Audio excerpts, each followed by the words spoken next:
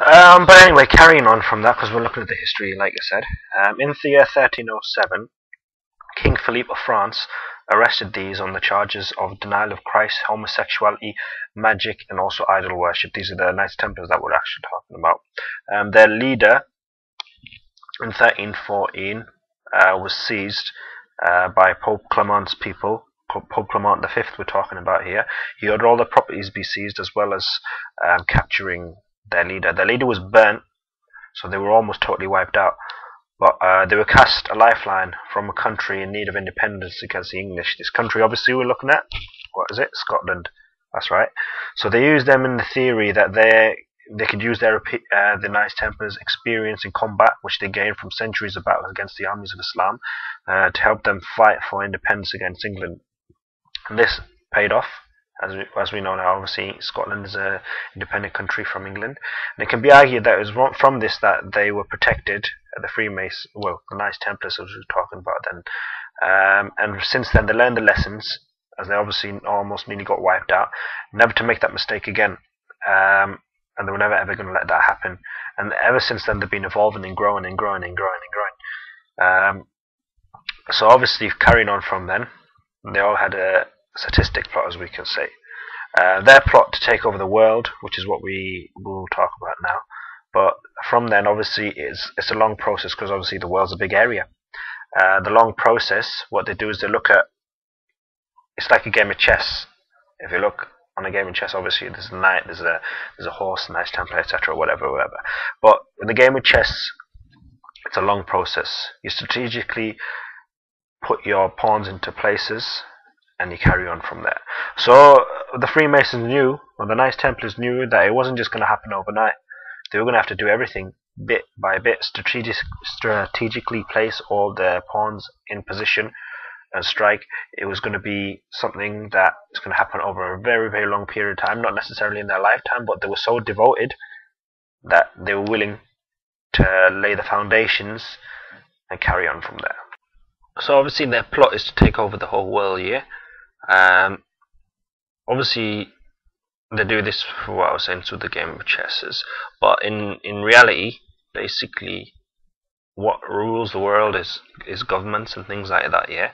So when they started to rule, instead of using terms of fighting and everything like that, they were using things such as, money, because going back to them, they were rescued by some family, from what I understand, is something like the Rothschilds family or the Rockefellers, which are obviously one of the wealthiest people ever. The descendants back then, Jewish, which is where the term Zion comes from, because a lot of these people basically they're Zionists, which is to do with the Jews. I don't want to be independent of Jews, because obviously not every Jew is a Zion, but it's a certain sect. Well, obviously within Islam you get things such as Shia, Sunni.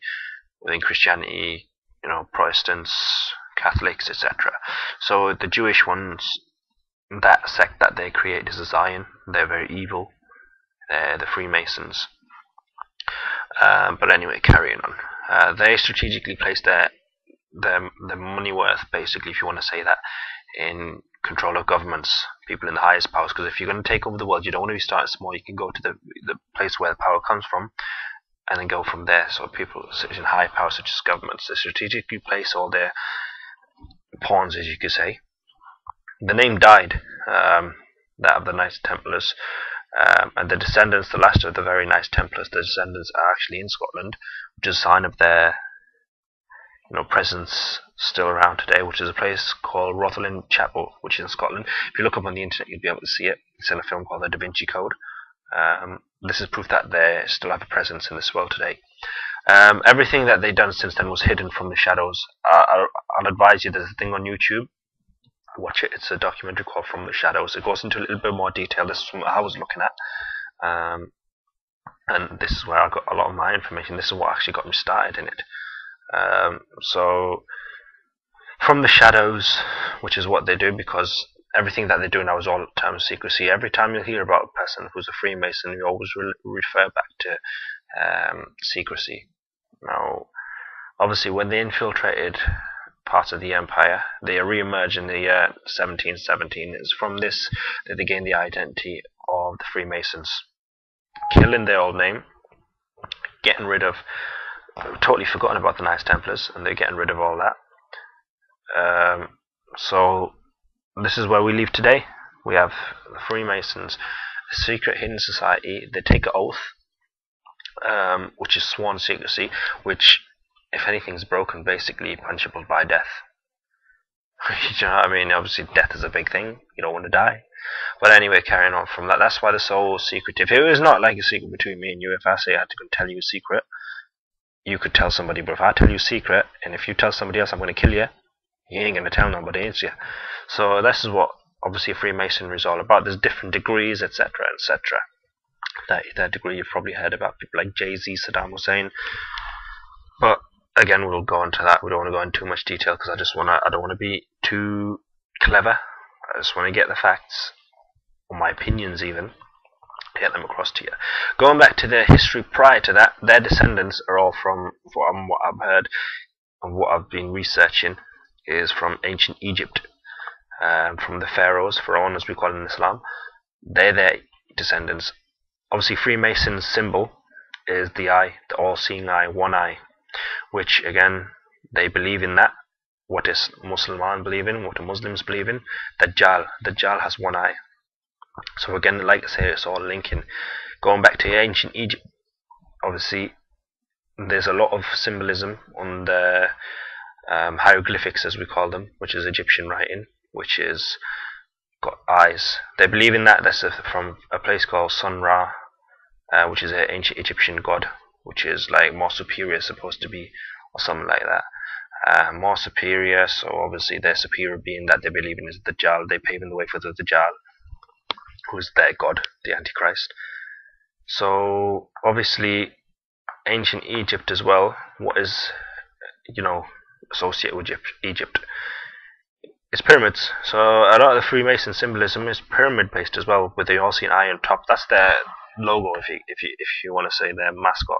It's a pyramid with the top unfinished, without the top, and on top of that is the eye. They have 13 steps for this pyramid, and basically what that pyramid symbolizes is that, the project is not finished, and obviously when the eye comes down it'll be finished, etc., etc. So whenever the Dajjal comes or whatever, that's going to be their thing completed. So that's why we know that their ancient place comes from the descendants of the Egyptians.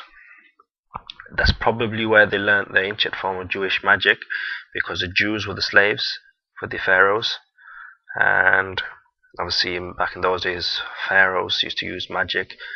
Pharaoh is the closest thing that we can actually relate to is Dajjal, because Dajjal basically says, I'm your god, I'll do all this magic, etc. He's an oppressor, much as that the pharaohs were back in those days. So it used to do the same sort of thing. But that's the basic, history on the Freemasons, where they come from, what they stand for, because obviously when they take over the world, who their god is Dajjal, their symbolism, obviously being the pyramid without a top, and that all-seeing eye. As they say, we see you just like Big Brother. Right, so that brings a conclusion to the history of the Freemasons, or the Dajjal forerunners.